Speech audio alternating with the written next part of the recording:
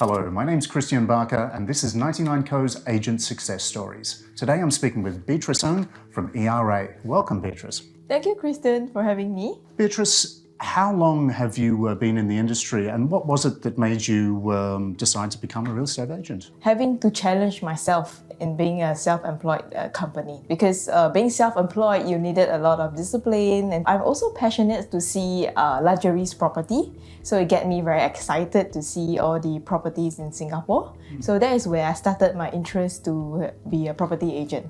And Beatrice, when did you discover that this was your calling? When did you decide that this was the career that you wanted to follow for the rest of your life? I was in this industry for a good 12 years, and then I do see my friends are in the industry and doing very well. So she's like a role model to me. So I'm like, why not just give it a try? Beatrice, if there was a lesser known tip or piece of investment advice that you were to give to potential property investors, what would that be? Something that's a bit out of the ordinary. You have to buy high in order to sell higher. All right, so in Singapore, we do not have like cheap properties, or may probably undervalued these days. Yeah, so to me, it's like property market are on the rising end because of manpower issues, material costs. That's where the developer actually needs to bid for the land, which more expensive price in terms of per square foot pricing. My property wealth creations thoughts is about buying from the developer itself and to resell it in the next 8 to 10 years. So the longer you hold, and definitely the price will appreciate, but that will depend on a few attributes. So it could be like nearer to a very reputable school within 1 kilometer, or probably near to transportations. So it has to be convenience. I'm not saying like all properties in Singapore sure makes money, but it really depends on what is your needs and wants. So we need to understand clients' needs before we can narrow into it. Okay, makes a lot of sense. Yes. Now, when you're catering to foreign investors and expats, what are some of the challenges there, such as cultural barriers, language barriers that you need to overcome? And what are some of the other difficulties that you need to be conscious of? I think for Singapore-wise, we are pretty international. So we do speak like English, which I think most of the countries do speak English as well. But for the Chinese, right, it's also very common for us because our second language is still Chinese. So in terms of language barrier, I don't see there's any issues here. But what I do see issues is about foreigner buyers. The recent cooling measures has already increased the additional buyer stamp duty of 60%. Yeah. So previously was just 30%, so it's just doubled up. Right? So we do see foreigner investors are not coming in for a while only. I strongly believe that in Singapore property market, this will pick up.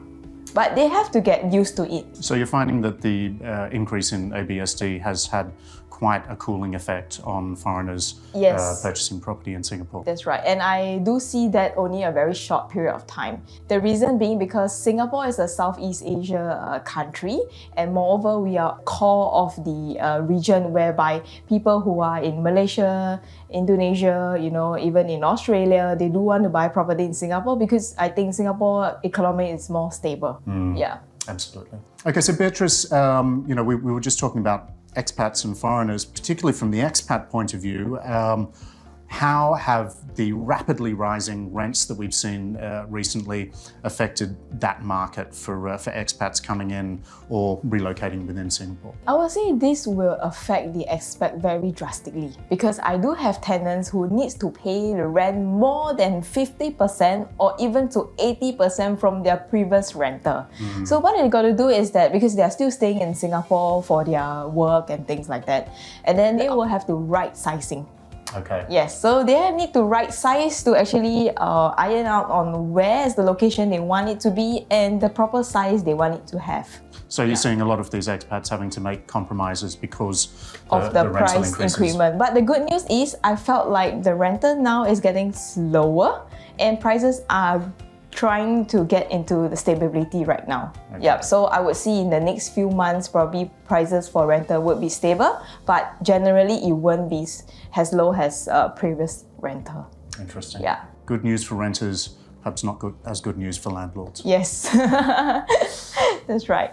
I mean, there is one period of time whereby a year or two, landlord get very high rental, and there was like shortage of houses for rent at the time. So once you put out on the market, it snap up very quickly.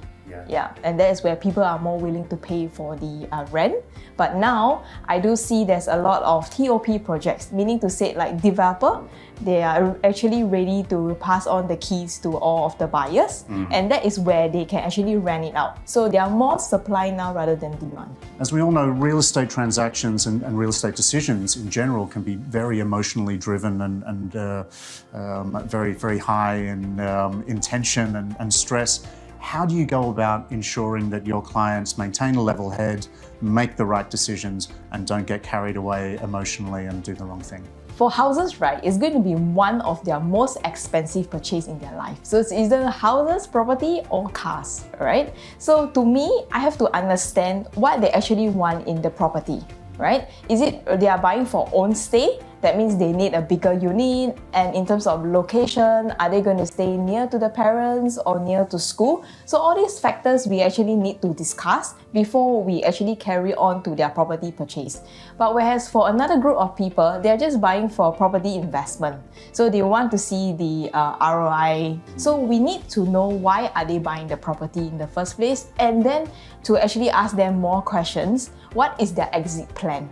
I think a lot of people in the market, they just want to buy, right? But they don't think about like in the next 10 to 20 years, what is their exit plan? So it is for us as a property trusted wealth creation advisor to advise them accordingly. And how do you keep people calm? Is it by remaining calm yourself? Yes, so we need to show them a lot of charts and stats over the years, how the market has gone through, and then what are the pitfalls. I give you an example. Previously, when we have COVID-19, a lot of people felt like the property market will crash. But in the end, it turned out to be a booming. Isn't it? Yeah, because people will foresee like recessions, the pandemic will causes property prices to decline. But in 2020, we do see a very steep increase of prices. Yeah, that is because developer themselves need to hire for a lot of manpower works. So there are a lot of material costs that causes the high increase of expenses. So Beatrice, negotiations are a core role for any good real estate agent. What is one of the more challenging negotiations that you've engaged in, and what tactics or strategies did you engage in order to create a successful result? We usually represent sellers or buyer. So representing seller at the point in time, right? We need to let the seller know what are the market transactions and what is so unique about their property that we can sell higher for them. So when the buyer comes, we do actually tell the buyer the unique side of the property. It's not so much on the prices, it's not so much on the location. I'm sure they all know about this, but this particular unit itself, why is it so special and how does it stand out as compared to the rest? So that is how I actually try to do the negotiation. And I would say that it's all about the how can you let the buyer digest the price. I think a lot of time when the price asking is too high, they cannot digest the sum. But when you can tell them like what is good about the property, right, the unique selling point, then they probably will actually find that, oh, that's right. I mean, for example, Riviera is like a condo whereby it's very near to Singapore River. So those unit that faces the Singapore River is going to be very prestige, right? How many people can own a property at this Singapore River? So that is something that we as a property agent better advise the buyer on such unique points.